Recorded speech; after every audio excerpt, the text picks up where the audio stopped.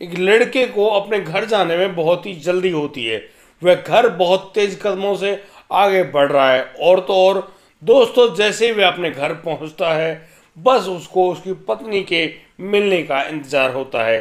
और दोस्तों, अपनी पत्नी से मिलने की उस घड़ी को याद करते हुए वह आगे बढ़ता है और जैसे ही अपने बेडरूम का दरवाजा खोलता है उसकी आंखें फटी की फटी रह जाती हैं।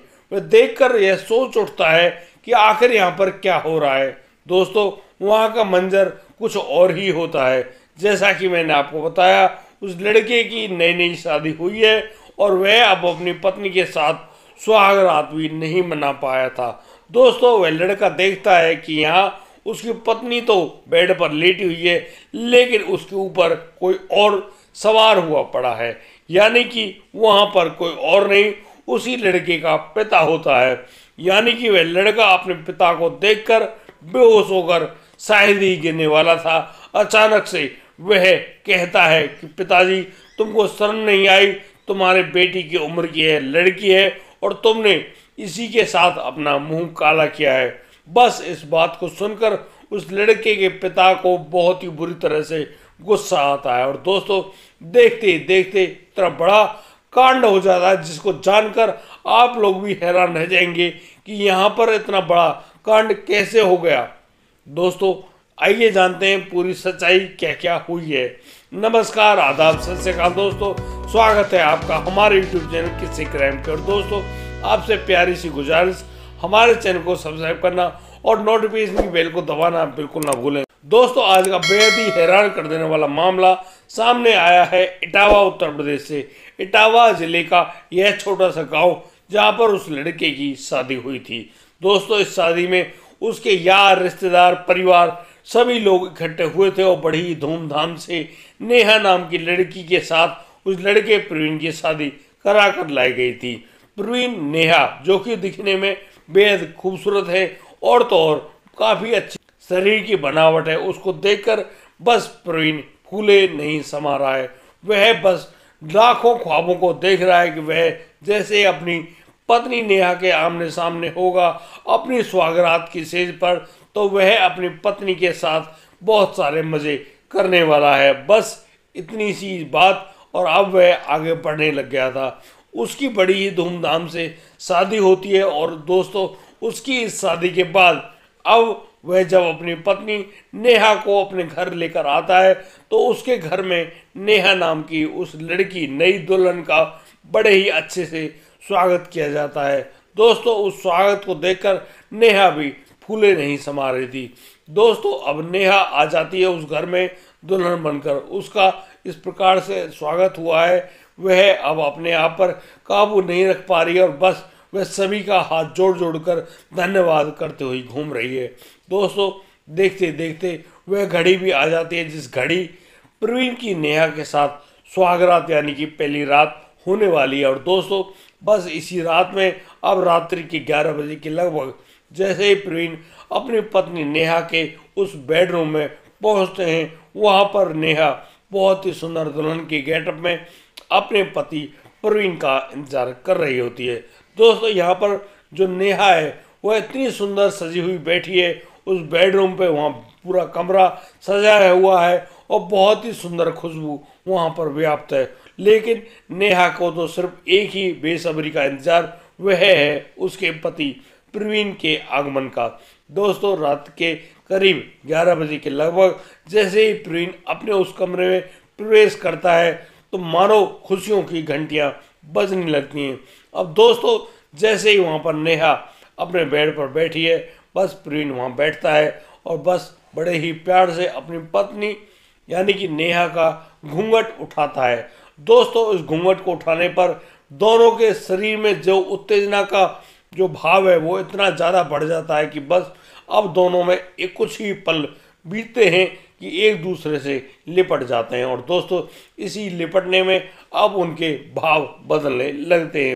दोनों लोग जिस प्रकार से एक दूसरे से प्यार कर रहे हैं तो उसको देख कर लगता है कि बहुत जल्दी ही ये दोनों शरीर एक होने वाले हैं। दोस्तों, जैसे ही अब यहाँ पर प्रवीण इस कार्य में मशगूल होता है, अचानक से उसका फोन बज उठता है।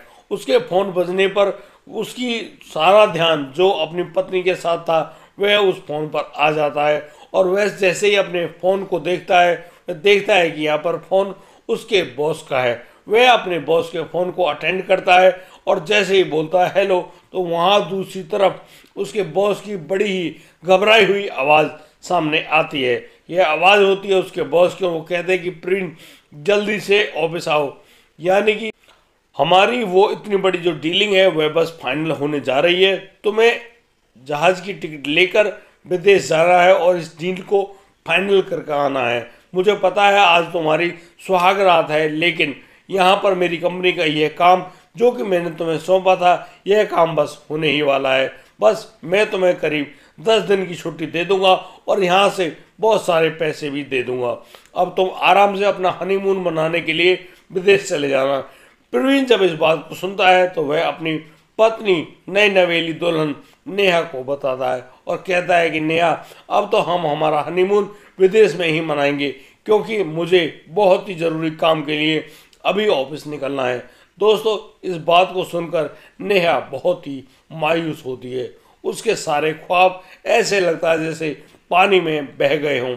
बस नेहा कुछ भी नहीं कह पाती और प्रवीण तुरंत उस नेहा को छोड़कर खड़ा हो जाता है और बस अपनी तैयारी करने में जुट जाता है। दोस्तों, उस सुहागरात की रात को प्रवीण अपनी पत्नी नेहा के साथ सुहागरात नहीं मना पाता है और बड़े ही जल्दी से तैयार होते हुए वह अपने ऑफिस के लिए रवाना हो जाता है।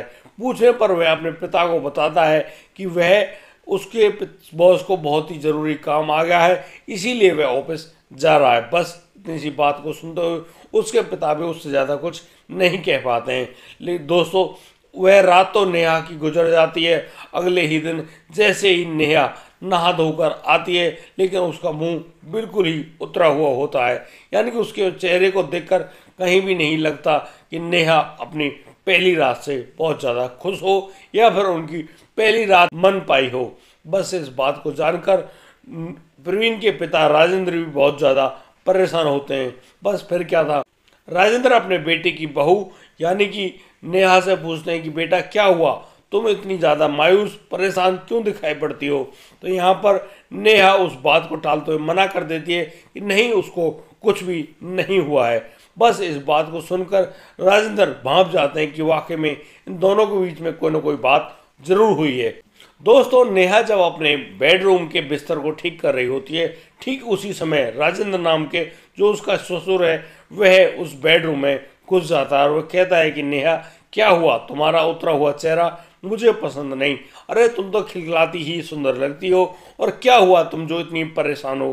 तो यहाँ पर नेहा कहती है कि ससुर जी ऐसी कोई बात नहीं, लेकिन मैं तो इस बात से कुछ ज़्यादा ही परेशान हूँ कि प्रवीण को अपनी ऑफिस जाना पड़ गया रात को ही।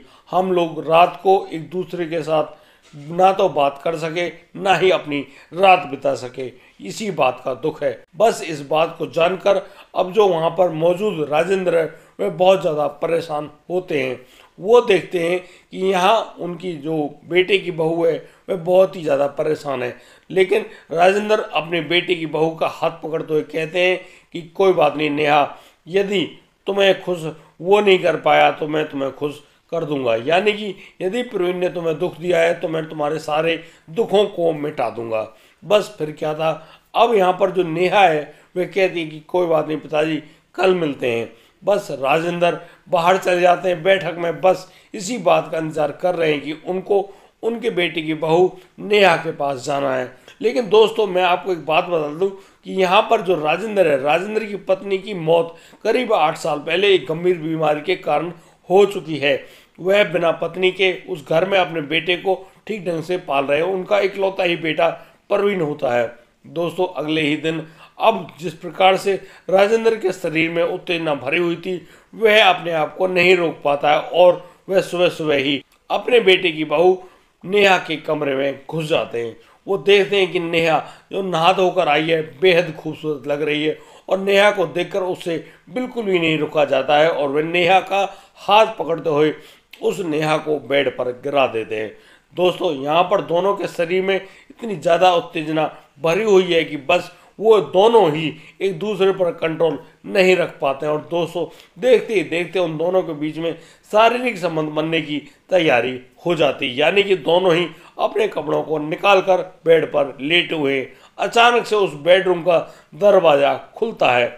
उस दरवाजे को खोलता है प्रवीण, और प्रवीण जैसे ही अपने पिता को अपनी पत्नी के ऊपर सवार होते हुए देखता है, उसकी आंखें फटी की फटी रह जाती हैं। दोस्तों यहाँ पर प्रवीण सोच ही नहीं पा रहा है कि यहाँ पर क्या हो रहा है। वह अपनी पत्नी नेहा को जब इस अवस्था में देखता है तो उसके पसीने छूटने लगते हैं। वह अब यहाँ पर किससे क्या कहे, क्योंकि एक तरफ तो उसकी पत्नी और दूसरी तरफ उसके ही पिता राजेंद्र है। यहाँ पर अब वह जो प्रवीण है वह बहुत गंदी गालियाँ देते हुए अपने पिता से कहता है कि तुमको शर्म नहीं आई, तुमने अपनी बेटी की उम्र के बराबर जिस लड़की के साथ शारीरिक संबंध बनाने की कोशिश करी है, तुम यह भूल गए कि यह तुम्हारे बेटे की पत्नी है और इस लड़की की नेहा की शादी अभी होकर आई है।